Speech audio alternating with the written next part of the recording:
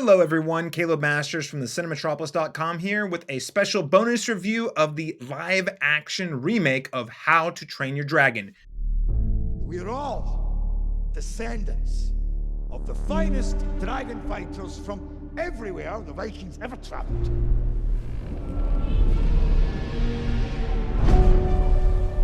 These beasts are a threat to all of our lands.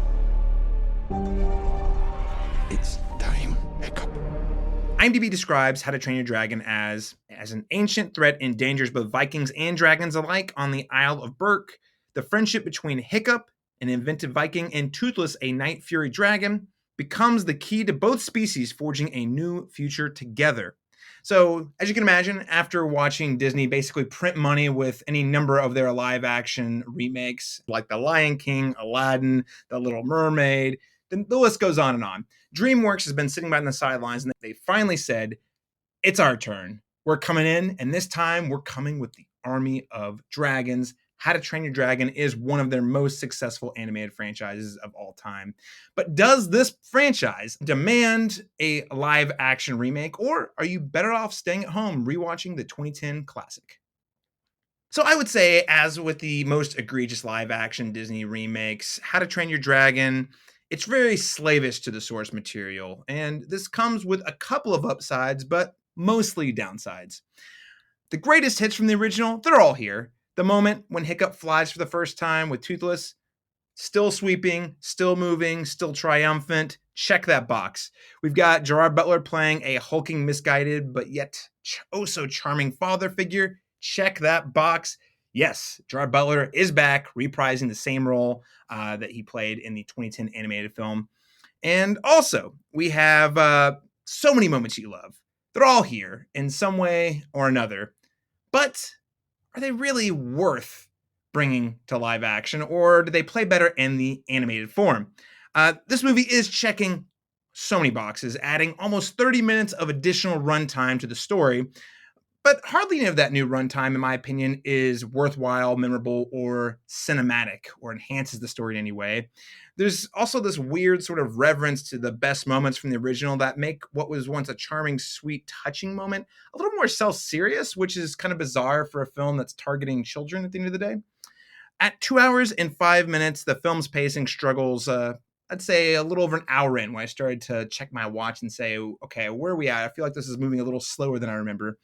And if you compare that to the lean, mean 1 hour and 38-minute runtime of the original animated How to Train Your Dragon, this story really lacks that sort of self-control that you would expect to see in an animated feature. When you're moving an animated feature, oftentimes you're trying to trim as much fat as you can, hold the attention span of the children as long as you can. And in this case, I don't know if it's because it's live action or because they're actually targeting an older audience, like millennials like myself who like the original. But man, that extra 30 minutes really feels like bloat and unnecessary and really drags the film's pacing down, in my opinion. Even my 10-year-old niece, who did join us, she started to note by the end of around Act 2, so I don't know, an hour and 20 or an hour and 30 minutes in, noting that she was getting a little bored, was ready for the film to end, though she did quite enjoy it. Even she was getting a little antsy in there. I also wasn't crazy about the production design here. So there's a lot of CG. There's a lot of really interesting costume choices. But I don't know, the CG just feels really half-baked in my opinion. This is not really uncommon for most blockbusters these days. But Toothless, for example, this is a character we've seen in 3 previous films, the most recent being 2019's How to Train Your Dragon: The Hidden World. The CG dragon created for the 2019 film looks identical to what we're seeing on the screen here. It doesn't look like there was really any sort of enhancements made. The art direction is exactly the same. And then the other thing is just the costumes, especially the Viking costumes, really reminded me of, I think, some of the commercials I saw back in 2010 for Skyrim. And, you know, it didn't really work for me, but maybe for families, they won't mind the hint of cheese or cheapness to it. Regardless, wasn't a fan of production design. There really were so many moments when I was watching this film when I was thinking, what is the case for seeing this film, getting out to the cinema, watching it on the big screen, even though I've already seen it? And there are 2 reasons I could come up with. Number 1, if you are a fan of the original, like myself, you're probably a millennial, I can't deny the power of nostalgia that's at play here. The emotional highs I experienced in 2010 watching How to Train Your Dragon are some of the most powerful in my film going history. Again, moments when you see Hiccup and Toothless take flight for the first time is pretty incredible. Whenever you hear John Powell's sweeping score come in, it's triumphant, it's celebration. You feel like you can conquer the world. You feel like you can overcome anything. And because of the power of flight, you're floating. This film has those moments. Now, I don't think those moments are nearly as cinematically well put together as the original animated film, but they are present. So it does kind of give you that little bit of nostalgia juice or that hidden nostalgia that's going to take you back to why you fell in love with the original film in the first place. So good on you, nostalgia. You won this one, at least for me. Number 2, let's be real.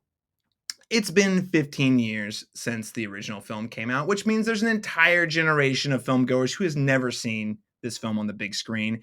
And even though this live action adaptation of How to Train Your Dragon is not nearly as strong as the animated feature, in my opinion, the story and the way it's structured and the themes of, coming to peaceful resolutions when faced with violent conflicts, family, all of these things come together for a very powerful story.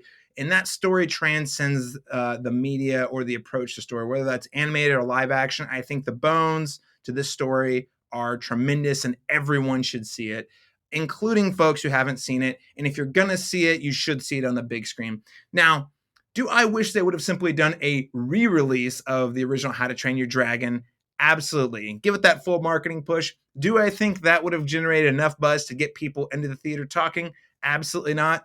And thus, we have How to Train Your Dragon, an inferior version of a fantastic film, but still an incredible story that should be experienced nonetheless.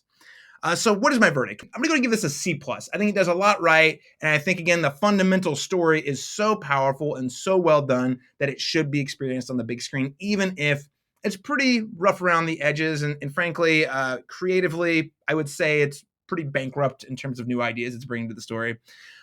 I would especially recommend this to families who have children that have not seen this film either at home or on the big screen before. Take them out to the cinema. You're going to have a great time. There's going to be a number of moments that really hit home. I think you'll enjoy the film. Quick reminder, How to Train Your Dragon opens this Friday. If you enjoyed this review, I hope you'll head on over to thecinematropolis.com for more thoughtful conversations on film. And if you want to get some of our in-depth review discussions, I hope you'll subscribe to our podcast, the Cinematic Schematic Podcast, wherever your podcasts are found. Thank you so much for joining us, everyone. I'll see you at the movies.